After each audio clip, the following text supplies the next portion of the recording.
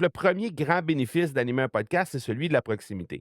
Il y a aussi le grand bénéfice de la notoriété qui, elle, est quasi instantanée. Lorsque tu lances ton podcast, presque instantanément, les gens vont te reconnaître un statut d'expert ou d'experte dans ton domaine. Et ça, on a vu plein, plein, plein d'histoires comme ça que les gens, dès qu'ils ont commencé à animer un podcast, on se sont mis à recevoir des invitations pour participer sur des sommets virtuels, pour être interviewés sur d'autres podcasts, pour intervenir dans des groupes de discussion, etc. Donc ça, on a vu ça régulièrement et on a vu aussi avec Marie-Ève Larente, notamment une de nos académiciennes, qui, elle, a réussi, grâce à son premier épisode de podcast, déjà de pouvoir être reconnue comme étant une experte de son domaine. À l'époque, elle faisait un podcast sur tout ce qui est image corporative, image de marque, donc l'univers visuel d'une entreprise.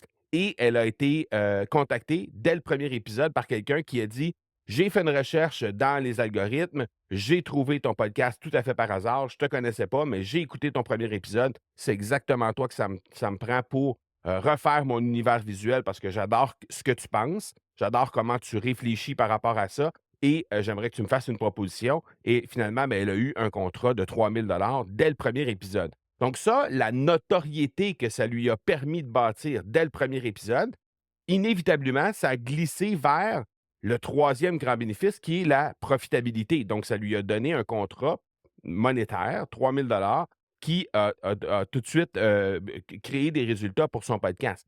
Et ça a été comme ça aussi au niveau de la profitabilité. Le troisième grand bénéfice, ben, ça a été comme ça pour plusieurs autres académiciens, en fait des dizaines d'académiciens. Et chez nous, ben, on les appelle les maîtres de l'infusion parce que quand on anime un podcast, quand on structure notre podcast de la bonne façon, on se sert, entre autres, de nos stratégies de vente par infusion. C'est des stratégies qu'on enseigne dans notre académie. Et ça, ben, ça fait en sorte qu'on devient des maîtres de l'infusion lorsqu'on les utilise et ben, inévitablement, on se retrouve à monétiser notre podcast. Mais tout ça, ben, avant aujourd'hui, c'était quelque chose qui était accessible sans aucun doute, mais on ne pouvait pas mesurer tout ça. La profitabilité, à tout le moins, on ne pouvait pas la mesurer avant de mettre le podcast en place. Et là, aujourd'hui, ben, ça a changé parce que ça fait plusieurs années que je pensais à ça, ça fait plusieurs années que je me disais, s'il y avait une façon, s'il pouvait y avoir une façon de mesurer ça, d'être capable de au moins avoir une idée très juste de quel est le potentiel réel de notre podcast sur le plan financier, sur le plan de notre chiffre d'affaires, sur le plan de comment est-ce que ça peut venir m'aider. Soudainement, ben, les gens ne se poseraient plus la question: «Ah oui, mais là, est-ce que je vais vraiment pouvoir générer des résultats avec ça?»